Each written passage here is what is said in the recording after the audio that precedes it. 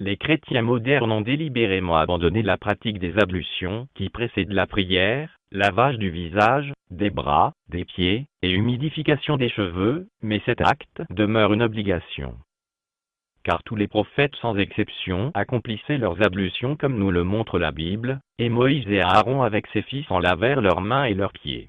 Et quand ils entraient au tabernacle d'assignation, et qu'ils approchaient de l'autel, ils se lavaient, selon que l'Éternel l'avait commandé à Moïse. Exode 40, 31-32. Bien que Paul ait corrompu les enseignements de Jésus, paix et bénédiction sur lui, il accomplissait lui-même ses ablutions. Exemple, Paul ayant donc pris ces hommes avec lui, et le jour suivant s'était purifié avec eux. Actes 21, 26.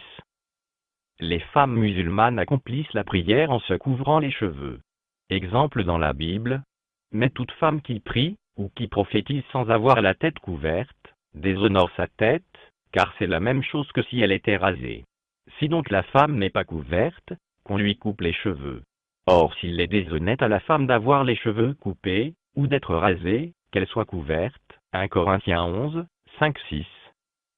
Et encore, jugez entre vous-mêmes, est-il convenable que la femme prie Dieu sans être couverte? 1 Corinthiens 11, 13. Les musulmans accomplissent la prière en se courbant, s'agenouillant, et se prosternant après avoir ôté leurs souliers, à l'image des prophètes. Venez, prosternons-nous, inclinons-nous, et mettons-nous à genoux devant l'Éternel qui nous a fait. Psaume 95, 6, et Josué se jeta sur son visage à terre, et se prosterna, Josué 5, 14. C'est dans des monastères comme celui de Salah ou Tour Abdin, qui abrita le patriarche syriaque durant des siècles, que chants et prières du christianisme originel ont été conservés loin de toute influence latine ou grecque.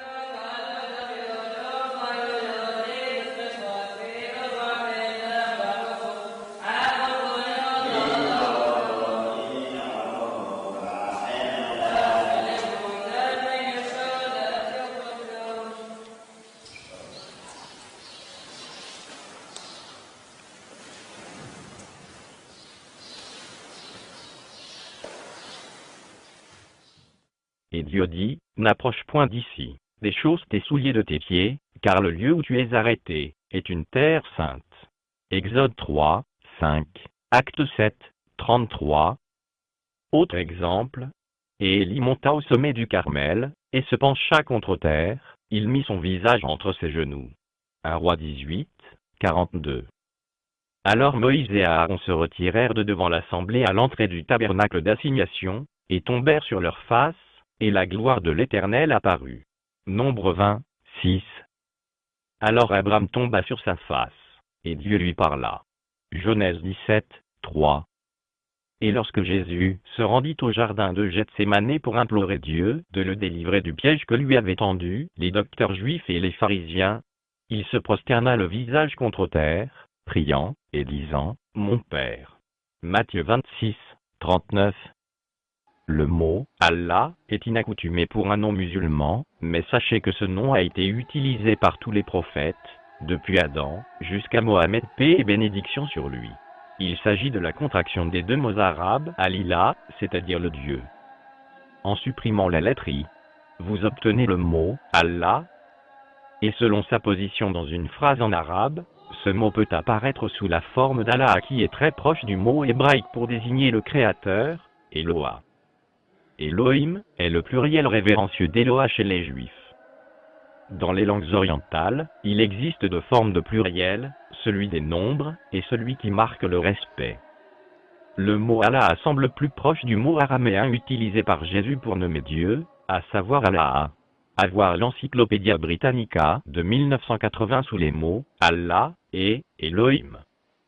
Dès lors, bien que le mot Allah semble inaccoutumé pour les non-musulmans, tous les prophètes sans exception, d'Adam à Mohammed, paix et bénédiction sur lui, prônaient la même religion, soit la soumission totale à Allah. Le mot Allah désigne nommément le souverain suprême. Il ne peut être décliné selon le nombre ou le genre. Il ne peut donc jamais apparaître sous la forme plurielle, ou bien être décliné au masculin ou au féminin, contrairement aux mots Dieu et déesse, qui sont utilisés en langue française. Les mots Dieu et Créateur prêtent en outre à confusion, car de nombreux chrétiens les emploient toujours pour désigner Jésus. Le mot « Allah » ne constitue pas l'unique singularité qui caractérise les musulmans, mais également la manière dont ils l'adorent en accomplissant leurs ablutions, en se courbant, s'agenouillant et se prosternant. Contrairement au judaïsme et au christianisme, le mot islam a été choisi par Allah, le Créateur lui-même, comme nous le dit le Coran dans la sourate 5, verset 3. Aujourd'hui j'ai parachevé pour vous votre religion, et accompli sur vous mon bienfait. Et j'agrée l'islam comme religion pour vous. Ni le judaïsme, ni le christianisme n'ont été nommément cités dans l'Ancien et le Nouveau Testament, ni même dans l'un des dictionnaires de la Bible. Aucun prophète israélite n'a jamais mentionné le mot judaïsme, et Jésus n'a jamais prétendu instaurer le christianisme sur terre, et ne s'est jamais identifié en tant que chrétien.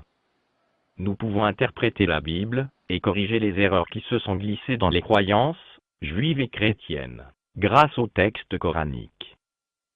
Ce livre constitue la dernière révélation divine, et n'a jamais souffert d'aucune altération ou corruption.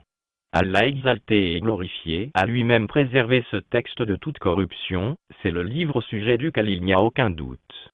Sourate 2, verset 2.